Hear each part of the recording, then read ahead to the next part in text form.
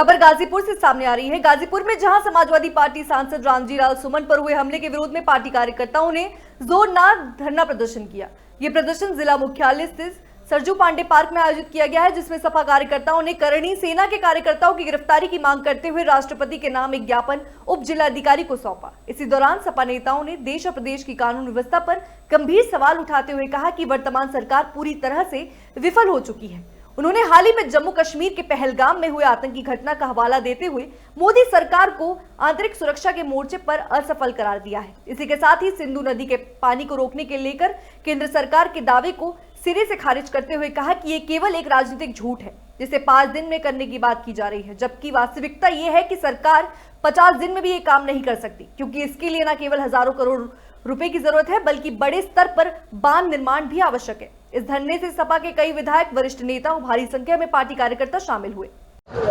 विधायक जी, आज जो है समाजवादी पार्टी की तरफ से जो विरोध प्रदर्शन किया गया, क्या रहा और किस तरह का विरोध था? ये रामलाल जी सुमन सांसद राज्यसभा, उन्होंने जो राज्यसभा में वक्तव्य दिया था, उसी के खिलाफ करणी सेना का कुछ गलत तरीके से लालजी सुमन पे जानलेवा हमला किया जा रहा है। तो हम लोग उस कार्यक्रम का करणी सेना द्वारा जो एक कल परसों चरसों में किया गया था, उसका हम लोगों ने विरोध किया कि बार बार कोई जीभ काटने की बात कर रहा है, कोई गर्दन काटने की बात कर रहा है, कोई जान मारने की बात कर रहा है। यदि इस देश में संविधान है तो इस देश के सत्ता में बैठी हुई सरकार उसका अमल करे। विधायक जी, करणी सेना की बात किया जा रहा है, करणी सेना इसे लगातार धमकी दे रही है। इसमें देश के बॉर्डर पर भी सेना की जरूरत है,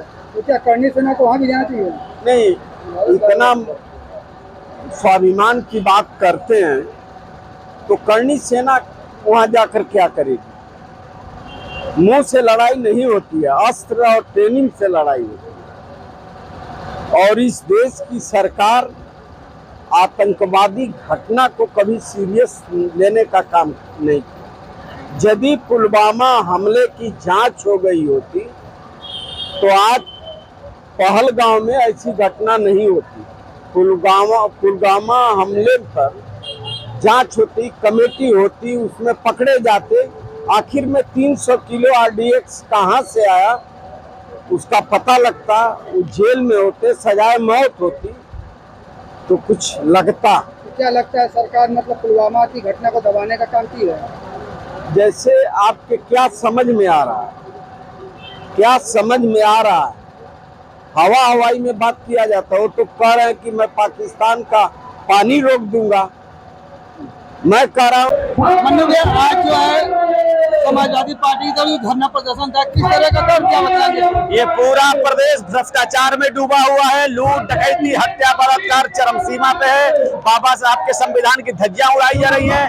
दलित सांसद रामजी लाल सुमन साहब पे हमला हुआ और इसी तरह से देख रहे हैं जो सच के विरुद्ध आवाज उठा रहा है, जो सच के लिए आवाज उठा रहा है, उस पर FIR हो रहा है। बनारस वाले मिश्रा जी पर, नेहा राठौर पर, तमाम इस तरह की चीजें हैं जिसके प्रति हमारे राष्ट्रीय अध्यक्ष अखिलेश यादव जी ने निर्णय लिया है कि हम शांतिपूर्ण धरना तरीके से अपनी आवाज जिलाधिकारी के माध्यम से राष्ट्रपति तक पहुंचाएंगे। कि अगर यही रवैया रहा तो निश्चित तौर पर समाजवादी